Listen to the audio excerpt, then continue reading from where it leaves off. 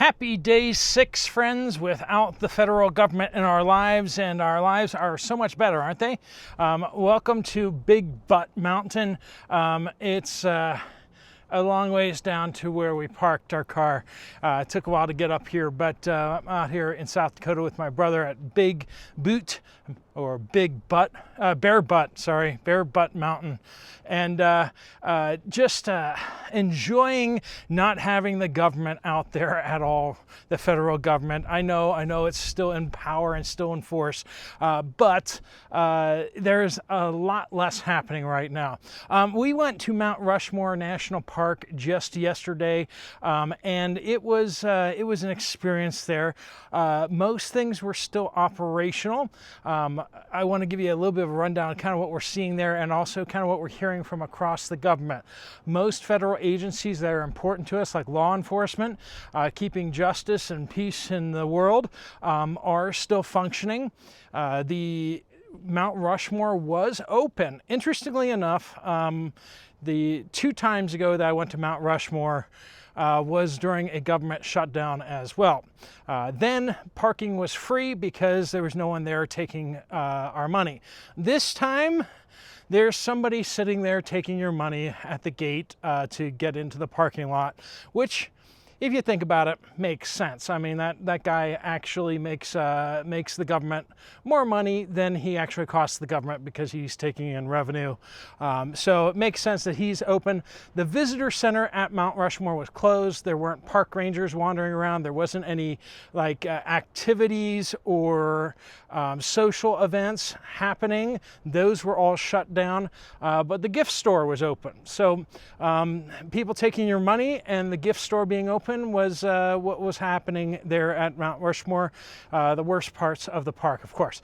Of course, you could still walk around and see other things. So I don't know how many national parks are actually closed, but this is a state park here, Bear Butt Mountain. So it's gorgeous up here if you ever get a chance to be here.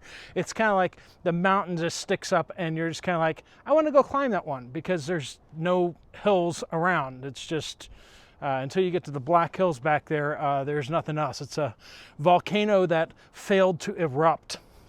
So it's quite the hike up here, but beautiful and gorgeous up here. I just want to remind you, and most of you don't need the reminder, but just government isn't meant to rule our lives. Government doesn't add that much to our lives. Now, government is a necessary evil for certain things. We do probably need a military. We probably need an organized defense. We probably need fighter jets and bombers to protect the United States. Do we need to fly those halfway around the world to go attack Iran? Probably not, but we probably need them to keep the Mexicans from invading the United States, right?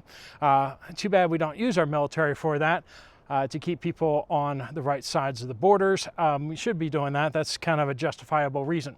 But our lives in day 6 are basically the way they were day -1, right? And -2 and -3. Days before the shutdown, life was pretty much like it is today. You still have to file your income taxes. You still have to pay all those things, right? Hopefully I'm not distracting you too much with my clip-on sunglasses. They're kind of hideous, but they work, right? But our government isn't meant to rule our lives. Now, you go over to Europe, they've built their lives around the government. The government is supposed to do everything for them, and they need it desperately for so many things. They let it take so much of their money because that's what government's supposed to do, apparently, to them. But I think as most Americans, we remember days where the government just left us alone. As long as you didn't do anything too bad, the government just left you alone. And that's really what I think we really should be getting back to, right? Our lives should be about family members. Our lives should be about getting out, enjoying nature, doing hard work to provide real value to other people. I think that's what really life is about. Being useful to other people, being in relationships with other people. And where does government really come into that? when you get a job, does government really help you get the job? Does government really help you do the job? No. You got to do all the hard work. You got to get the job. And government just comes in and just takes a whole bunch of your money that you've earned. Your government interferes with your employer, or if you're the employer, it interferes with you quite a bit. And really, at the end of the day, government does some things, but really government helps people that that oftentimes don't pay in as much, right? That's really what it comes down to. We don't really need the government to save up money for retirement. We could do that a whole lot better ourselves if we just got to keep all of our money.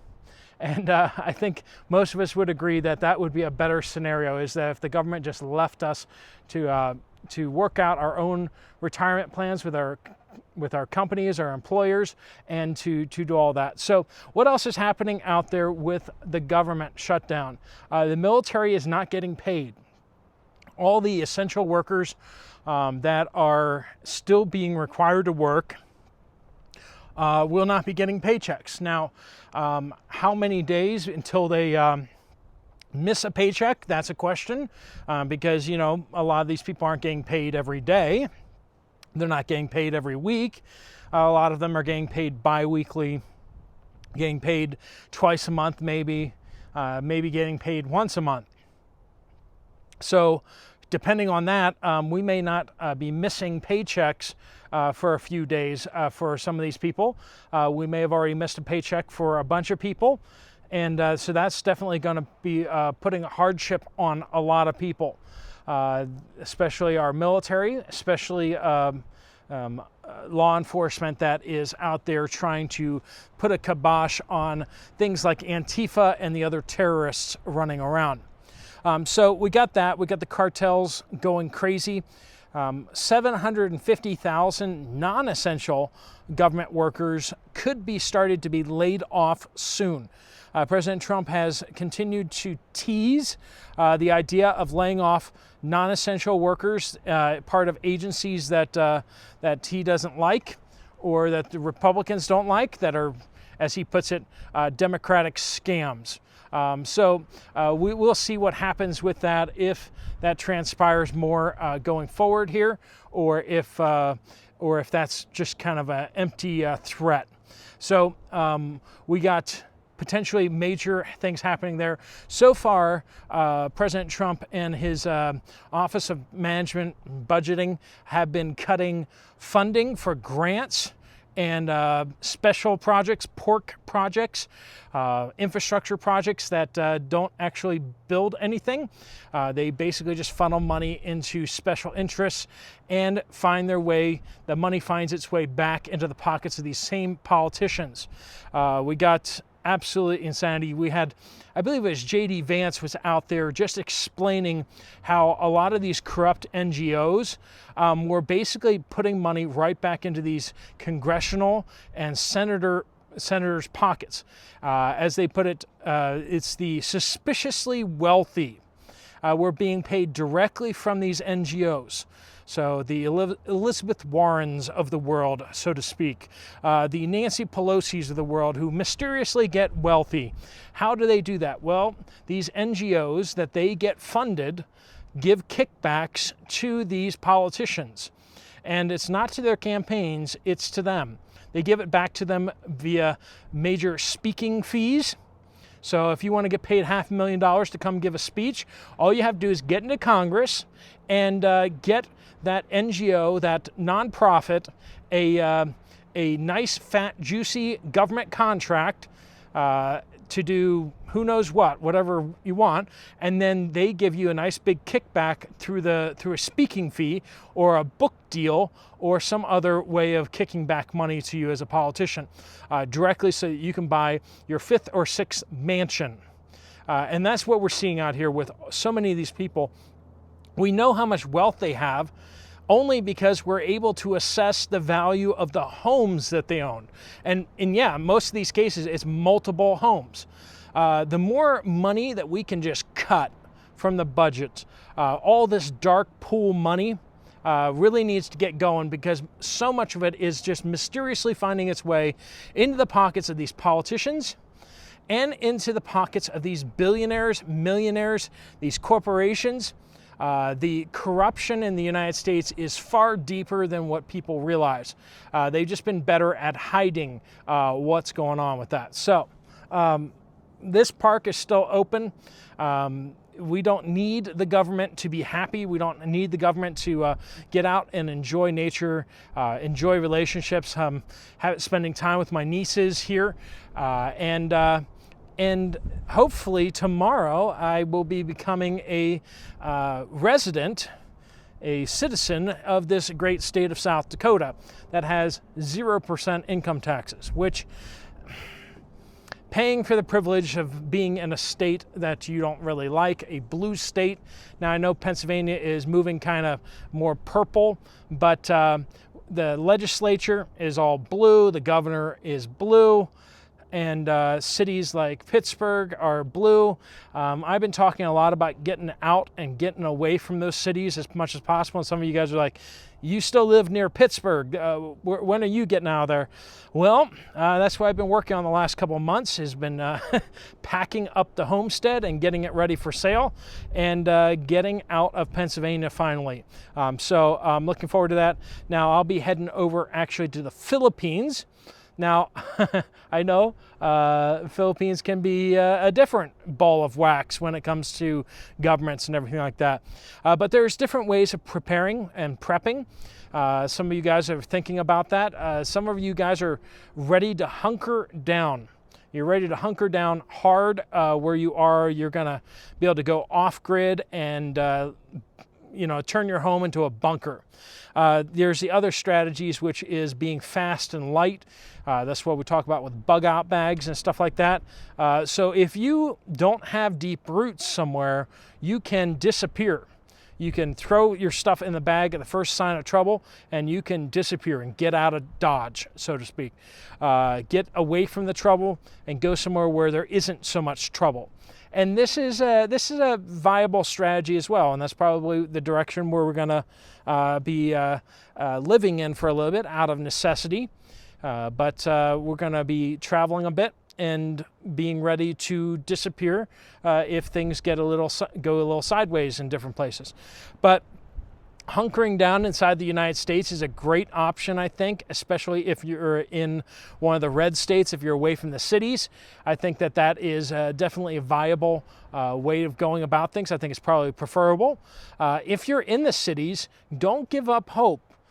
Just start thinking about maybe you shouldn't hunker down where it's dangerous, right? If things are going to go sideways where you are under most scenarios, then think about how can you get to where it is safer, where it is better, lining things up, making friends, maybe volunteering, helping with a homestead, maybe financially contributing to a farm or a farmer, and in return for the fact that you'll be able to come out and be a part of their homestead if things kind of turn south. But lots of things to think about that way. Having friends, having family that will take you in. Really talks about providing value to people's lives and having real meaningful relationships. You can maybe do that through your church. If you're in a more central, urban or suburban area, maybe you can look at joining a church or being part of groups that are further away from the city. Go out more to the rural area and be a member of that church, and you'll find that your friends and your co-church members are more of the rural set and are better set up for a crisis. So those are just some thoughts to think about. But on this day 6 of the government shutdown, I'm pleased to say that things are going pretty well. I guess maybe it's actually day 7 or whatever. I'm so happy it's hard to keep track. right? If anyone else is happy about the government shutdown and looking at watching President Trump take that chainsaw to the federal budget and all the federal agencies and federal programs, give a big thumbs up and yippee down in the comment section, right? It's like Milei down in Argentina was cutting the budget there, and he was actually getting up on stage with the chainsaws and stuff, right? That's what he wanted to do, was cut the government down, and he did. And President Trump is making small steps forward with the DOGE department, but now in the past week he's got an opportunity to really cut severely into the budgets and to look at potentially firing tens of thousands, if not hundreds of thousands of federal employees that are not needed. That their woke agendas, their DEIs and all that kind of stuff don't really need to be done. All right, friends, I need to get back down to the car down there, but with my brother, and it's pretty cold up here. It's getting cold across the United States, so hopefully you guys are preparing for winter as well. All right, friends, thanks so much for watching. If you want to check out another video from this channel, there's one right up here. I'll see you over there, or I'll see you guys later. Steve Poplar of the Poplar Report, out.